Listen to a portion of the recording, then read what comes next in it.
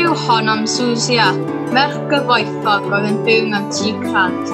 Roedd ganddi ddillad, brydfer a phob math o ddeganau diddorol. Roedd morwyn i'w bwydio a'i gwisgo, gwas i ofalu amdani. Byddech chi'n meddwl ei bod hi'n hapus iawn, ond doedd hi ddim. Wyt ti'n mynd i chwarae yn y pentre heddiw, Zuzia? Dyw plant y pentre byth yn fodlon chwarae efo fi. Nac dyn nhw? Byth yn gofyn i mi ddawnsio efo nhw. Wir? Bo fy nillad i'n bertach na'r enw. O, falle. A fy'n y ganau'n well o lawer. Sa'n deall beth sy'n bod arnyn nhw. Peth rhyfedd? Maen nhw'n cuddio oddi wrthau weithiau.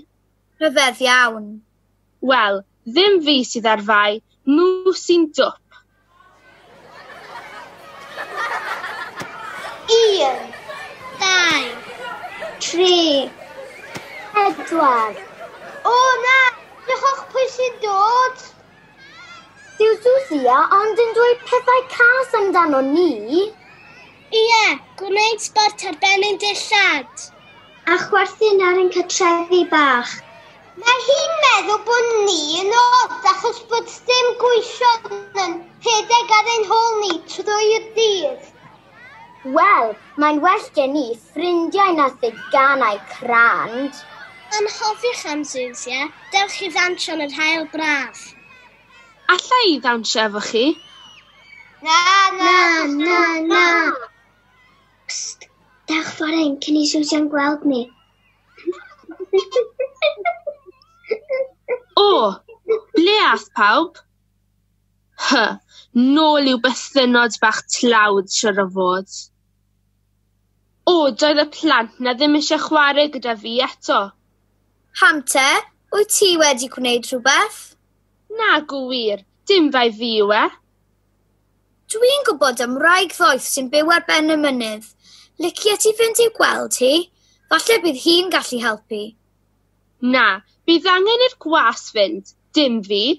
Dwi ddim yn dringo mynydd, dim hyd yn oed i weld wraig ddoeth.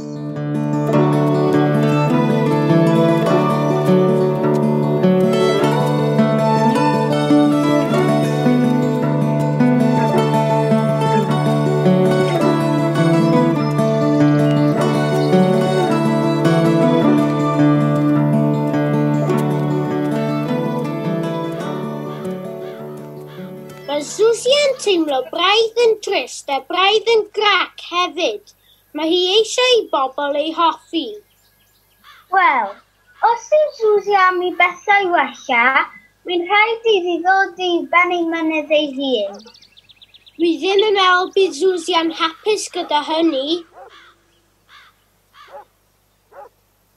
Os wyt ti am i bethau wella, fydd rhaid i ti fynd i'r bwthyn pren ar ben dy hun.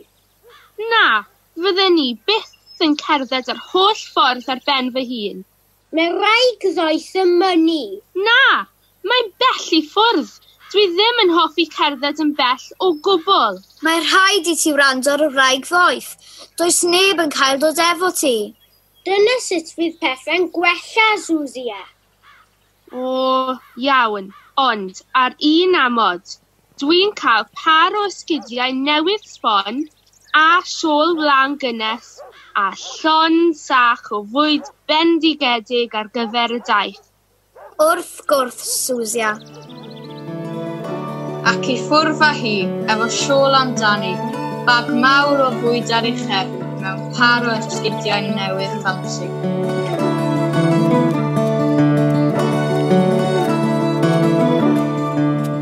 O, mawredd mawr y byd, chi'n disgwyl i fi ddringo'r mynydd mawr serth ma?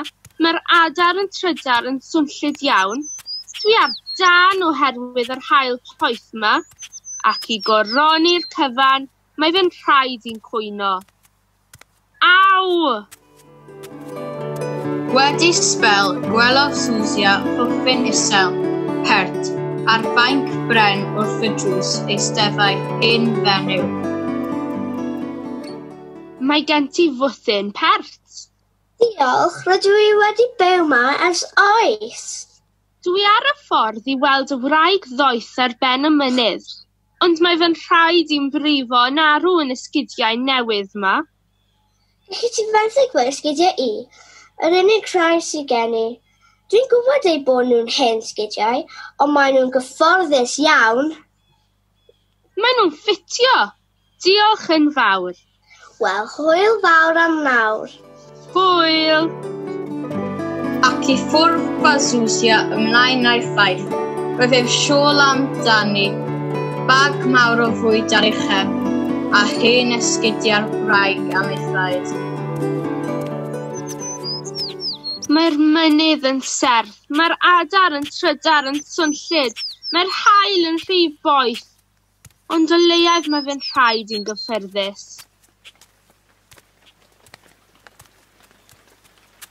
O na, mae'n dechrau bwrw glaw.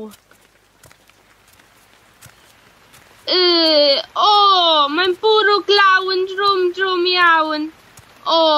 Pam bwrw glaw yn sobor iawn ac mae'n gwlychu fy siôl yn siops. Dyw'r siôl ma'n ddau ddim yn y glaw. Wel, bwthyn bach arall. Tybed os oes gyda nhw rhywbeth well na'r siôl wlyb yma.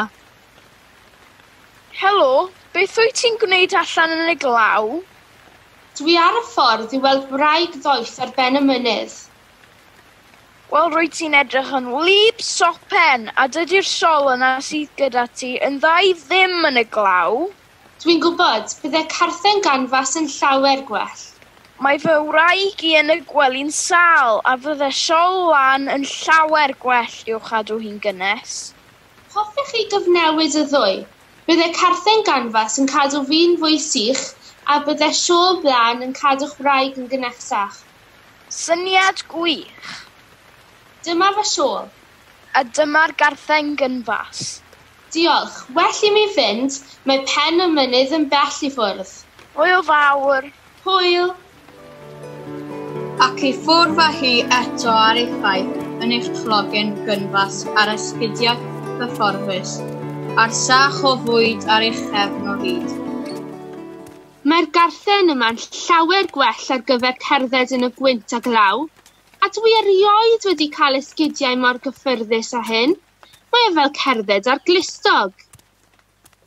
Wel, mae yna fwthyn bach arall draw fanna. Helo. Helo. Beth ydy'r sŵn na? Fy mab yn crio oherwydd ei fod e'n llwgu. Oes na fwyd yn y tŷ? Sori, ond mae'r bwyd wedi gorffen, a bydd dim bwyd tan bydd dad yn dod adre o farchnad. Pryd fydd dad adre? Yfory fydd o'n ôl pan fydd o'n gwerthu popeth yn y farchnad. Ond dwi eisiau bwyd. Mae gen i fwyd yn fy sach gefn. Wyt ti eisiau tipyn bach? Please, diolch o galon. Mae'n rhaid i mi fynd, mae angen i fi gyrraedd bwthyn o wraig ddoeth ac mae'n dechrau nosi. Pob lwc i ti, a diolch am y bwyd. Aeth Zuzia ymlaen ar ei ffaith yn ei charpen gynfas, ei esgidiau cyfforddus, ond heb sach drom o fwyd ar ei chefn. Dal ati, Zuzia. Mae rhaid bod i bron a chyrraedd. Hwre! Dyma'r bwthyn! Wel, am le pert. Ble mae'r wraig ddoeth tybed? Tu fewn mae'n siŵr. Well i mi guro'r drws. Beth? Dim ateb. Helo? Helo? Os na rhywun yma? Neb yma. Ar ôl y daith hir na. Am ystafell bach bert. Tân, gwely, bwrdd a jwg o flodau arno. A mae yna nodyn. Nodyn i Zuzia. I mi. Wow, dyna rhyfedd. Croeso Zuzia, a llongyfarchiadau. Rwy ti wedi llwyddo cyrraedd ar noson arw. Ond, mae'n ddrwg iawn gen i. Dwi wedi gorfod gadael am y tro. Cysga'r nos yn y werin. Mae yn gyffyrddus iawn. Pan wedi adref yn y bore, bydd y broblem wedi ei datrys. Gei i weld. Cofion gorau y wraig ddoeth. Dyna rhyfedd. Dwi'n meddwl afi'r gwely ta. Nos da.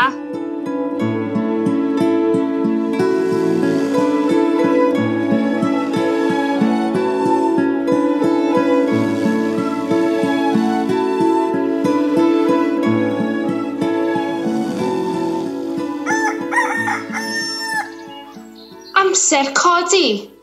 O, bore da. Wel, am noson dda o gwsg. Well i mi fynd am adre. Cychwynodd Susan sionc ar ei siwrnau lawr y mynydd. Mewn fawr o dro, cyrhaeddodd wrthyn. O, bore da. Helo Zuzia, diolch am y bwyd rhofaith I ni neithiwr. Ar ôl bwyta bwyd, mae fy mab a fi wedi llwyddo gweithio am oriau bore yma. Well chi gadw gweddill y bwyd. Dwi ar y ffordd adre. La la la la la la la.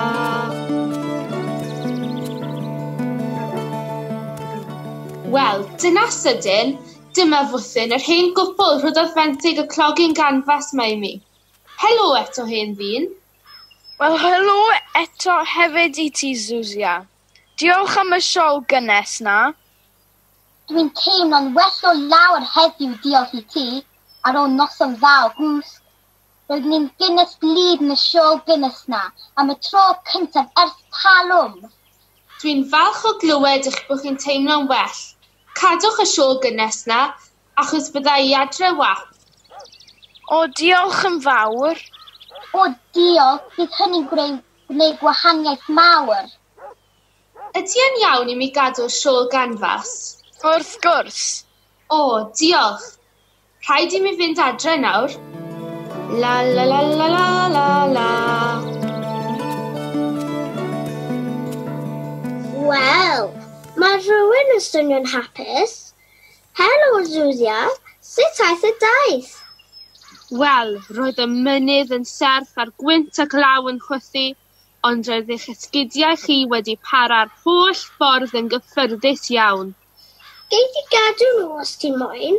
Dyn nhw ddim yn bert, ond bues i'n dawnsio'n hapus ynddyn nhw am flynyddoedd. Diolch, rydych chi mor garedig, ond ydy fy esgidiau un iawn I chi? Ydyn siŵr. Dwi ddim yn bwriadu cerdded yn bell, ynddyn nhw ta beth. Diolch, ta-ta. La la la la la la la.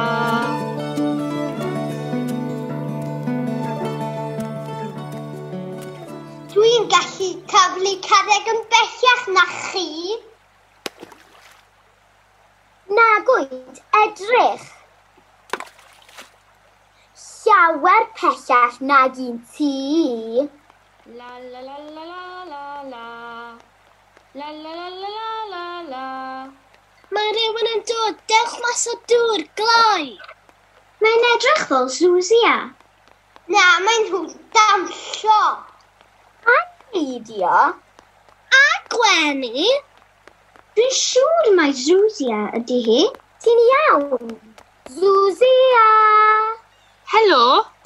Ti'n iawn, Zuzia? Ydw, diolch. Ond ti ddim yn gwisgo dillad crant.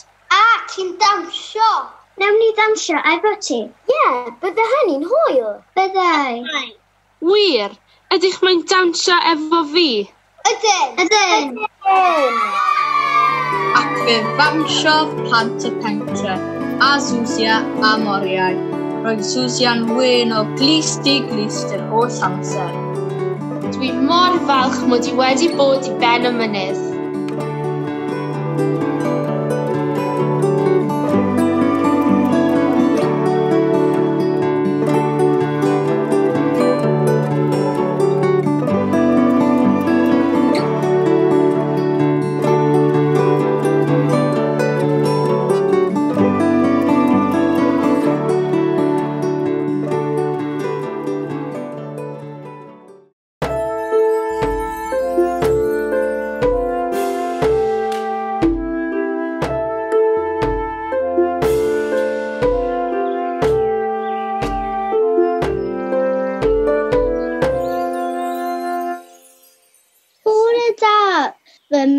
brydferthu. Ti'n iawn, pwdin bach? Ydw, diolch, mam. Mae'n ddiwrnod braf ac felly dwi am fynd I gasglu blodau o'r caeau.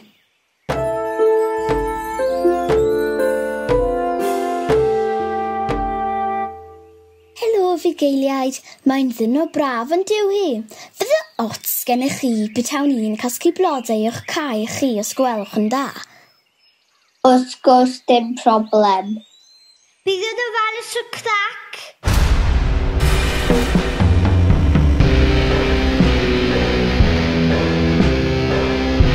O, dyma fech o flyta'r byd, a fi yw bachgen mwyaf golygus y byd. Rydw I am briodi y fech o flyta, ond dyw Demeter, ei mam, ddim yn hoffi fi. Dim ond dwi cysau hi hefyd. Dwi am helygipio hi. Ha ha ha ha. Dwi wedi cael fy helygipio.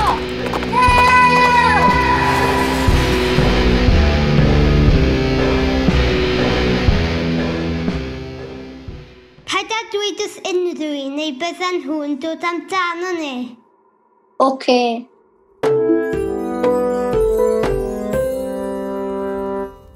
Mae fy merch I wedi diflannu. Rydw I wedi bod yn edrych am flwyddyn, ond dwi dal heb ddod o hyd iddi. Duwiau, helpwch fi! Zeus, dwi'n gwybod pam bod Demeter yn drist. Mae Hades wedi herwgipio Corau achos ei fod eisiau ffriodi hi. Mae nawr yn y Tanfyd yn byw bywyd diflas a thrist. Mae rhaid I ti wneud rhywbeth. Paid â dweud wrtha I beth i'w wneud. Fi yw Duw y Duwiau. Gallai ddim rheoli fy mrawd Hades. Ond mae'r byd yn rhewi, a mae popeth yn marw. Dyna pam does dim rhoddio bellach. Hermes! Yma Zeus! Cer I gysur o Demeter. Ar fy ffordd! Paid â phoeni Demeter, a fi yw nôl hi. O, diolch!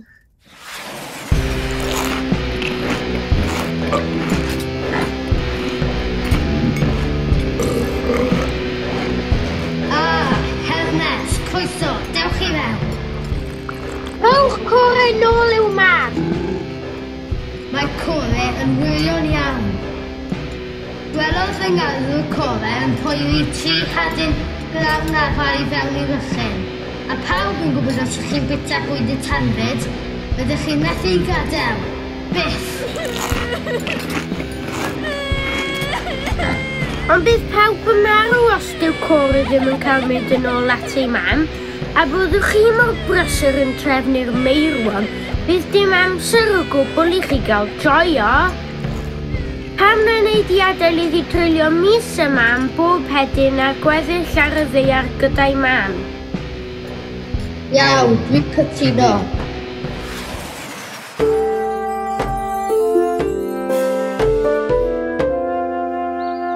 Dyma ti yn ôl gatref. Diolch am achub fi. Dim problem. Fy merch, ti'n ôl? Ydw, ond mae'n rhaid I mi fynd yn ôl am 3 mis bob blwyddyn. Dyna'r cytundeb.